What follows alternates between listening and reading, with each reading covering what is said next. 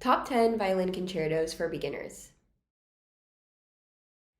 If we haven't met, hi, I'm Megan. I'm a violinist and teacher. I've been playing the violin for over 20 years. I have my bachelor's and master's degrees in violin performance, and I'm currently trained through Suzuki Book 7.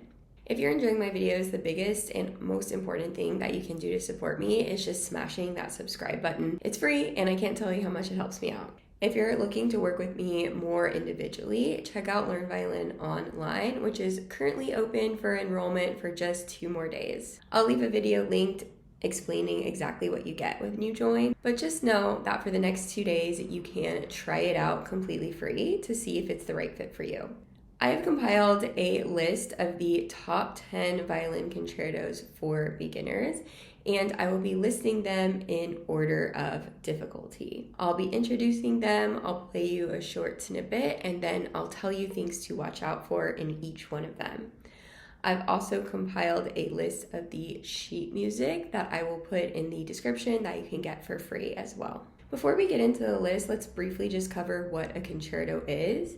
So a concerto is any piece of music that was written for a soloist. In this case, it would be a violin soloist with an orchestra accompaniment. The first piece on my list is actually a concertino, which is essentially just a smaller or an easier concerto, and that is the Kuchler Concertino in G major.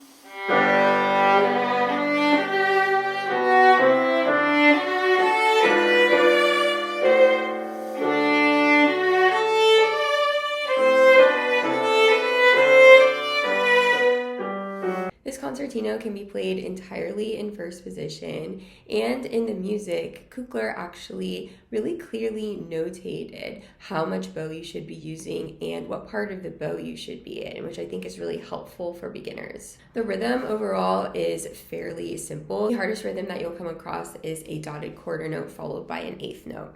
There are a couple of double stops. One is just 2 open strings, another is an open string and 1 finger, and there is one with 2 fingers as well. But really that only happens maybe like 4 or 5 times max in the whole concerto. Concerto number 2 is the Rieding B minor.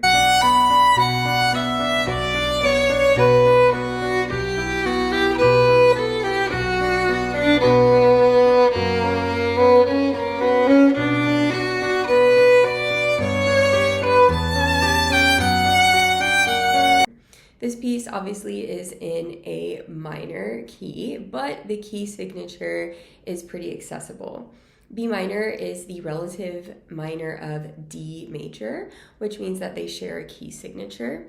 So the key signature is just 2 sharps, F sharp and C sharp. And yes, minor keys can have sharps. You can play this entirely in first position. The second movement is in 6/8, but the rhythm is not terribly tricky, so it's a good introduction to this time signature if you've never played anything in 6/8 before. The third movement does have some fast passages, but I personally think it's a lot of fun to play. There's no double stops except for 1 chord at the end, but that chord does require you to use 3 fingers. Number 3 is the Kuchler Student Concertino.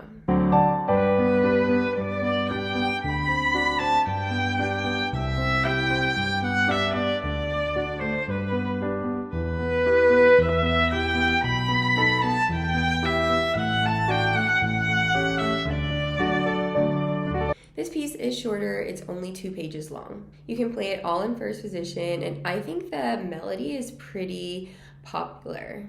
It does have more fast passages, so more 16th notes than the other 2 pieces, and also more double stops. But the majority of the double stops, you're playing an open string along with 1 finger. This piece also has a brief 6/8 section with a more complicated rhythm than the Rieding, and it also has some flats in the key signature. The fourth piece on my list is the Portnoff Concertino in E minor.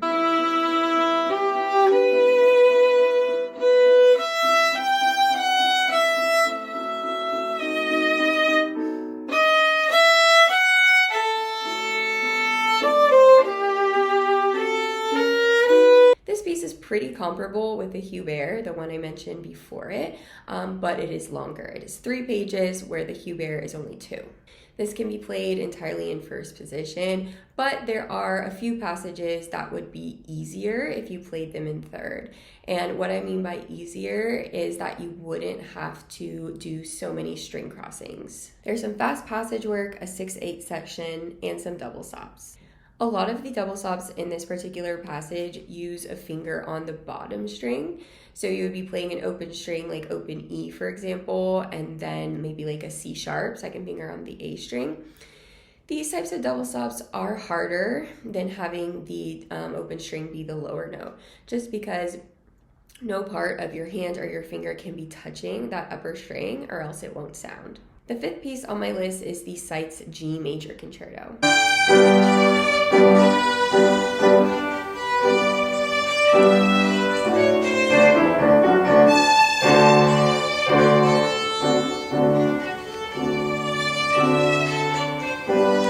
This can be played again all in first position. However, it is even longer than the previous pieces. It is 6 pages long. There are a lot of trills in this piece, as well as several double stops. Some with open strings, but some with 2 fingers. The second movement is also in 6/8, but this rhythm is by far the trickiest of all the pieces that I've listed so far. And there are also a couple chords at the end. Piece number 7 is the Seitz D major concerto.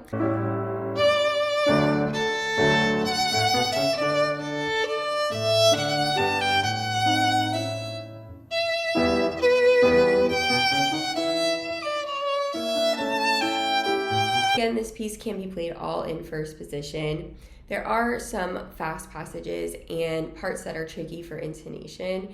For example, in the first movement, there's a section that briefly moves into E major, which is 4 sharps, which is just notoriously hard for the violin for intonation. And the reason why I put this after the G major is because there is a pretty difficult double stop section in the third movement. The piece is actually in the Suzuki books, it's in book 4. The 7th piece on my list is the Kuchler Concertino in D major in the style of Vivaldi.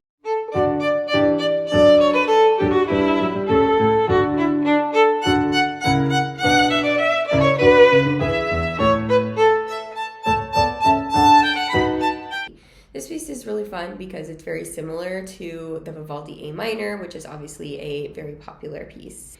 This piece has an extremely short second movement, it's only 2 lines. And you do need to shift in this piece to third position, but only about 2 to 3 times, depending on how comfortable you are with 4th finger extensions. It does have a lot of passage work, which means there are a lot of fast notes, a lot of 16th notes. The 8th piece on my list is the Vivaldi G major concerto.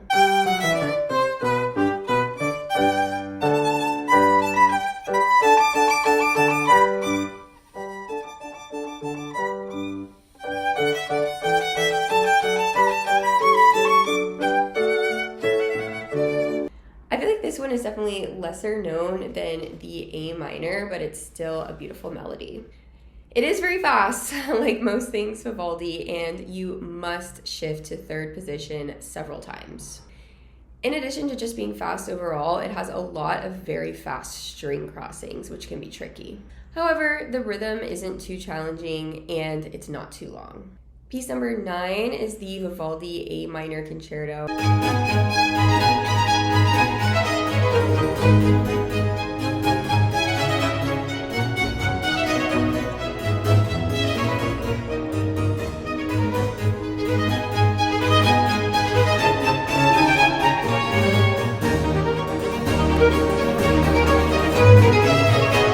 I personally love this piece. You will have to be shifting between first and third position quite frequently in this piece. And depending on your fingerings, there's also the option to add second position in the third movement and go up to as high as 5th position in the second movement. Lots of shifting and it does go very fast. However, the rhythm overall isn't too challenging. Nothing in 6/8.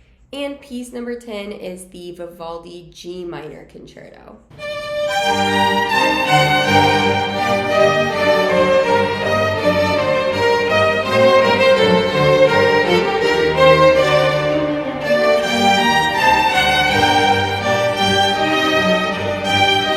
So this piece score, coming in at about 10 pages. And you must shift between positions 1 through 5 fluently and frequently. There's a lot of fast passage work, a lot of string crossings, and there's one particularly tricky thing, which is a blocked fifth with a trill on top. And as you have to go up to fifth position, it has higher notes than any of the other pieces that I've mentioned so far. So those are my top 10 violin concertos for beginners. To be fair, once you hit that Vivaldi G minor, I wouldn't really consider you a beginner anymore. I'd say you're more of an intermediate player. But the first 6 or 7 you could play all in first position, which I think is really great.